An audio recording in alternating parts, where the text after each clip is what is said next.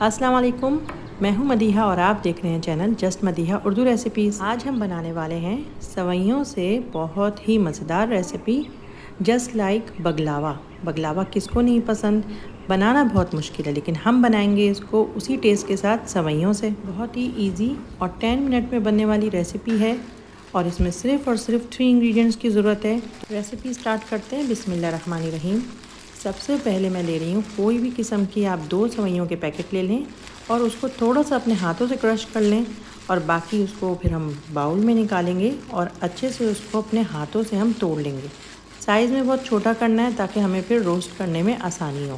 पहले मैंने थोड़ा सा हाथों से इसको क्रश कर लिया। अब मैं इसको डायरेक्ट पैन में निकाल रही हूँ जिस पैन में मुझे इसको रोस्ट करना है, और मैं उसी में इसको हाथों से और क्रश कर लूँगी ताकि जब हम इसको फ्राई करें या रोस्ट करें तो हमें मुश्किल नहीं हो और साइज़ भी इसका छोटा हो, ताकि बाद में आगे हम जब इसको शेप दें तो हमारी शेप आसानी से हो जाए।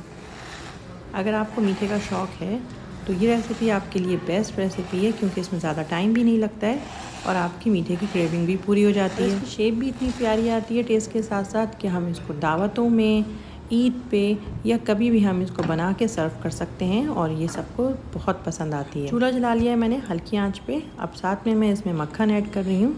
2 टेबल स्पून मैंने मक्खन ऐड किया है। हल्की आंच पे मैं इसको रोस्ट करती जाऊँगी, तेज़ आंच पे नहीं करना है, और मक्खन भी साथ साथ पिघलता जाएगा और हमारी सवैयाँ हल्की हल्की रोस्ट हो जाएंगी। 2 से ढाई 3 मिनट लग जाते हैं हमें इसको रोस्ट करने में। बाकी क्वांटिटी के ऊपर डिपेंड करता है। अगर आप डबल बना रहे हैं, ज़्यादा सवैयों की बना रहे हैं या कम सवैयों की बना रहे हैं तो ज़ाहिर सी बात है उसमें फिर टाइम में फ़र्क पड़ता है।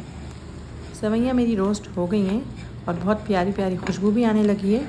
और देखें इसका कलर थोड़ा सा डार्क हो गया है पहले से। हमें इसको बहुत डार्क नहीं करना है लेकिन थोड़ा सा इसका कलर पहले से चेंज हो चुका है क्योंकि ये रोस्ट हो गई हैं। अब मैं इसको चूल्हे से उतार लूँगी और ठंडा होने रख दूँगी। कम से कम ये बिल्कुल हल्की गर्म हो जाए या रूम टेम्परेचर पर आ जाएँ। अब मैं इसमें पिस्ते ऐड कर रही हूँ ठंडे होने के बाद। पिस्ते ऑप्शनल हैं, आपके पास हैं तो ऐड करिए, नहीं हैं तो नहीं ऐड करिए। साथ में मैंने ऐड किया है कंडेंस मिल्क। क्वांटिटी लिखी हुई आ रही है, थोड़ा थोड़ा करके डालिएगा, मिक्स करते जाइएगा। सवैयों का टेक्सचर आप देख लीजिए। हमें इसको शेप देना है तो तकरीबन मेरा इसमें 1 कप कंडेंस मिल्क का गया है। हो सकता है आपका 1 कप से थोड़ा कम में ही पूरा हो जाए और आपका टेक्सचर ऐसा आ जाए, तो इसीलिए डालते जाइएगा और मिक्स करते जाइएगा। अब मैं इसको शेप देने के लिए ले रही हूँ 1 स्पून। आपके पास अगर किसी चीज़ का कैप है तो आप वो भी यूज़ कर सकते हैं, ज़रूरी नहीं है आप स्पून यूज़ करें। शेप और साइज़ आप पे डिपेंड करता है, आप किसी भी चीज़ से इसको शेप दे सकते हैं। शेप देने के बाद उसी वक्त हम इसको निकालेंगे और ये इजीली निकल आएगा। अगर आपको और भी इजी काम करना है तो आप स्पून पे या कैप पे नायलॉन लगा लीजिए और फिर आप निकालिए, तब तो ये बहुत ही इजीली निकल आएगा और आपका काम बहुत जल्दी हो जाएगा। तमाम सवैयों को मैंने शेप दे लिए और हमारी सवैयों का टेक्सचर थोड़ा क्रंची सा है, तो अगर आपका भी क्रंची हो तो परेशान नहीं होएगा कि ये किस टाइप की सवैयाँ हैं। शेप देने के बाद मैं इसको 10 से 15 मिनट के लिए फ्रिज में रख दूँगी या फिर आप फ्रीज़र कर दें अगर आपको ज़्यादा जल्दी है।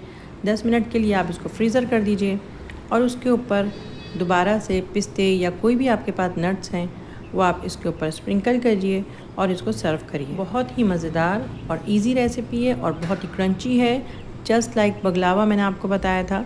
आपको ये रेसिपी बहुत पसंद आएगी। बाहर से एक्सपेंसिव बगलावा भी लेने की ज़रूरत नहीं पड़ेगी। मैं टेस्ट करती हूँ और आप फील करिएगा कि कितना क्रंची है। बहुत ही मज़ेदार है। जल्दी से आप ये ट्राई करिए रेसिपी। कोई बिगनर हो या कुकिंग नहीं आती हो, ये रेसिपी सब बना सकते हैं, बहुत इजी है। सर्व करिए, एंजॉय करिए। मैं मिलूँगी नेक्स्ट रेसिपी में। जब तक के लिए अल्लाह हाफिज़।